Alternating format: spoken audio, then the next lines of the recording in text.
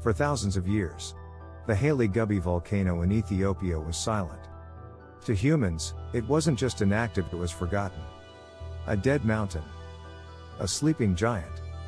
A relic of Earth's ancient past. Until one day, the impossible happened. A massive explosion tore through the sky, sending shockwaves across the land. And an ash cloud 45,000 feet high, visible from space. Scientists were stunned. Satellites captured the eruption in real time. Airlines rerouted planes. People hundreds of miles away heard the blast. This wasn't just a volcano waking up. This was the Earth reminding us, it's still alive. Still unpredictable. Still powerful.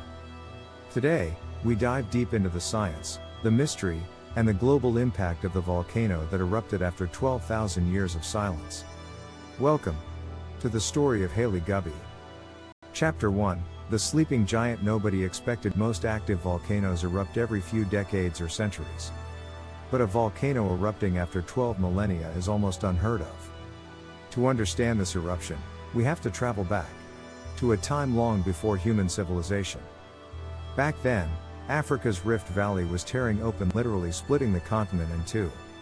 This rift created hundreds of volcanic chambers beneath the surface. Hayli Gubbi was one of them. But unlike other volcanoes, its magma cooled, hardened, and became trapped. It lost pressure. It slept. For thousands of years, the volcano appeared dead. Villages formed around it. People lived their entire lives unaware that beneath their feet, a ticking geological time bomb was slowly recharging. Chapter 2, The Secret Buildup. What really happened underground? Volcanoes don't erupt without warning. Even dormant ones. Deep inside the earth, magma behaves like boiling water in a sealed pot. But if the lid doesn't open, pressure builds. And builds. And builds. Scientists believe three forces triggered Hayli Gubbi's awakening. 1. A fresh surge of magma. New, hotter magma rose from the mantle, pushing into an ancient chamber. 2. Extreme pressure buildup. The old chamber wasn't strong enough to hold it. Think of a 12,000-year-old balloon suddenly being filled again. 3.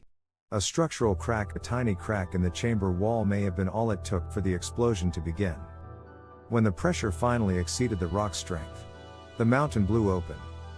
The explosion was equivalent to thousands of tons of TNT, launching ash, steam, and rock miles into the air. Chapter 3, The Blast. A volcano seen from space. The eruption was so massive that NASA and European satellites recorded it instantly. Footage showed a mushroom cloud of ash climbing higher and higher until it reached jet stream altitudes. Commercial planes fly at 35,000 feet. This ash cloud reached 45,000. Pilots were warned. Flights were cancelled. Routes across Africa and the Middle East were changed. For 24 hours, the sky above Ethiopia became a moving wall of ash, slowly drifting west. This was not a small, local eruption. This was a global atmospheric event. Chapter 4, Why ash clouds are so dangerous. Many people think lava is the most dangerous part of a volcano. But scientists know better. Ash clouds are the real killers. Volcanic ash is made of tiny glass-like particles that can destroy airplane engines, cover cities, collapse roofs, poison water, suffocate vegetation, reduce sunlight. And this ash wasn't normal. It was fresh, sharp, and highly explosive. The reason airlines panicked is because volcanic ash melts inside jet engines, turns into glass, and blocks airflow, making the plane fall from the sky. This is why the 2010 Iceland volcano shut down all European flights. Hayli Gubbi triggered similar fears. Fortunately, the ash cloud weakened as it traveled. But it served as a reminder that a single eruption can disrupt the entire world. Chapter 5, The sound heard across the land. Villagers near the volcano described the explosion as like a bomb dropping from the sky. Shockwaves rattled homes. Animals panicked. People ran outside to see a black column rising above the horizon. As the sun disappeared behind the ash cloud, day turned into twilight. For locals, it felt like the end of the world. For scientists, it was the beginning of a mystery. Chapter 6, Why this eruption matters more than others. Volcanoes erupt all the time. So why was this eruption such a big deal? Because dormant volcanoes are unpredictable. If a volcano erupts regularly, scientists can track patterns. But when a volcano is quiet for 10,000 years, there is no model, no data, no warning system. Hayli Gubbi was not considered dangerous. It wasn't monitored. It wasn't studied. It wasn't even listed as an active threat. This eruption changes everything. Now scientists want to know, how many other dead volcanoes are secretly alive? Could more ancient volcanoes suddenly reactivate? Is the Rift Valley entering a new active phase? Will this become a chain reaction of eruptions? The answers could reshape the map of Africa over the next 1,000 years. Chapter 7, Could it happen again? When a volcano erupts after thousands of years, there's a possibility a new cycle has begun. Hayli Gubbi might erupt again in 50 years, 10 years, or even next month. Nobody knows. Satellite thermal readings show that magma is still active beneath the volcano. Meaning, the eruption may not be over.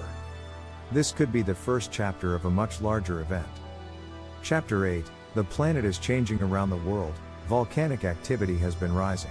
Iceland, Italy, Alaska, Mexico, Philippines, Japan, Tonga, now Ethiopia. Some scientists believe Earth is entering a new geological phase where deeper mantle plumes are becoming more active.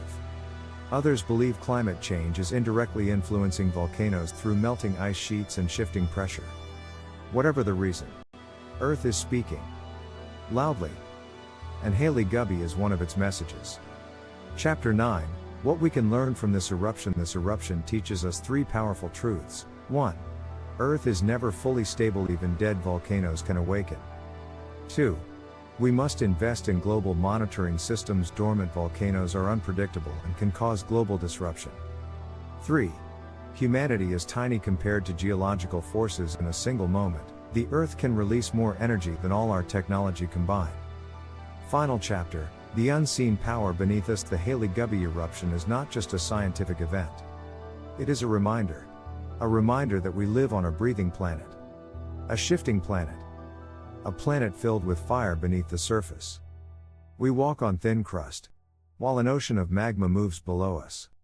Every mountain, every valley, every continent was shaped by forces beyond imagination. When this volcano erupted after 12,000 years, it wasn't just an explosion. It was the Earth opening its eyes. And the truth is simple, we are guests on this planet, not its masters.